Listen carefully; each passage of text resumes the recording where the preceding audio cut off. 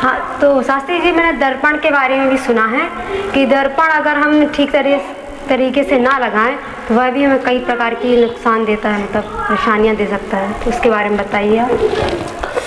दर्पण का काम है कि हमारे चेहरे को जी प्रतिबिंबित करके दूसरी जगह दिखाना जी, ये उसका काम है। जी जी।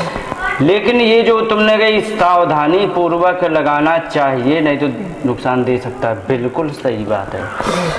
क्यों नुकसान दे सकता है? जी जैसे कि अगर जो आप यहाँ पर नैऋत्य कोना है ये, तो नैऋत्य कोने में आपका बेड ये पड़ा है, ठीक है जी, ठीक है, और आपने यहाँ पर शीशा लगा दिया, ठीक है जी, यहाँ आपका शीशा लगा है, ठीक है, और ये शीशा यहाँ तक पूरा देख रहा है, ठीक है, इधर को पूरा देख रहा है, और तुम्हारे जिस जगह पर ये प्रतिबिंब को ले रहा है उस जगह की बीमारी आपको पक्की बात हो जाएगी जी, इसमें कोई संदेह नहीं है, ठीक है।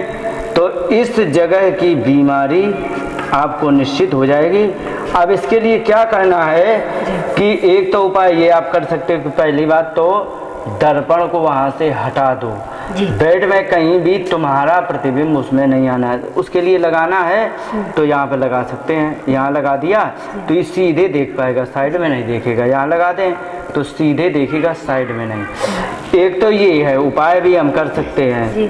दूसरी बात क्या है कि मान लीजिए घर है, किसी ने शीशा को फिक्स कर दिया, ठीक है, और कोई व्यक्ति निकल रहा है जिसकी लंबाई 5.5 फुट मान लो, मानना है 5.5 फुट है, और वो 4.25 फुट पर वो लगा हुआ है।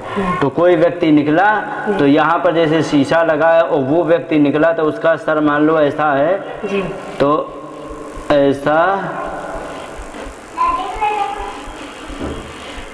ठीक है, और यहाँ से ऐसा निकल गया और उसका जो शीशा का प्रतिबिंब है वो इतने पे आ रहा है तो सर कट गया। तो उसको माइग्रेन, डिप्रेशन और बहुत सारी चीज़ें होने की समस्याएं की आशंका बनी रहेगी। इसलिए घर में हर जगह, पहली बात एक चीज बात और बता दें, बार बार शीशा कभी देखना नहीं चाहिए, ये बहुत बड़ा दोष है, ये भी रोग का कारक है।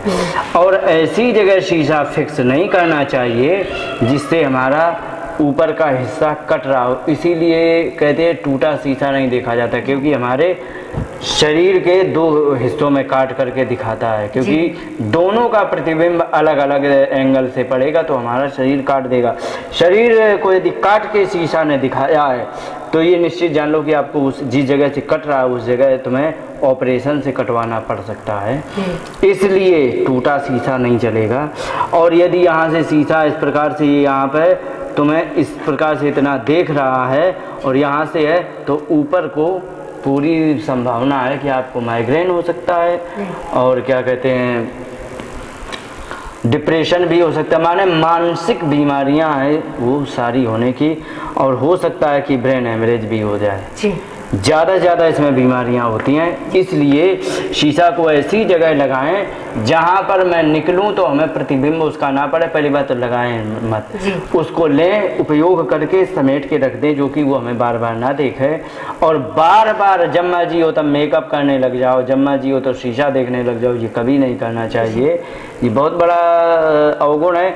दूसरी बात, सोते समय हमारे शीशा का प्रतिबिंब हमारे सामने नहीं होना चाहिए, ये ध्यान देना चाहिए। शीशा की क्वालिटी वेरीफाई जरूर होना चाहिए। क्वालिटी वेरीफाई कैसे की जाती है?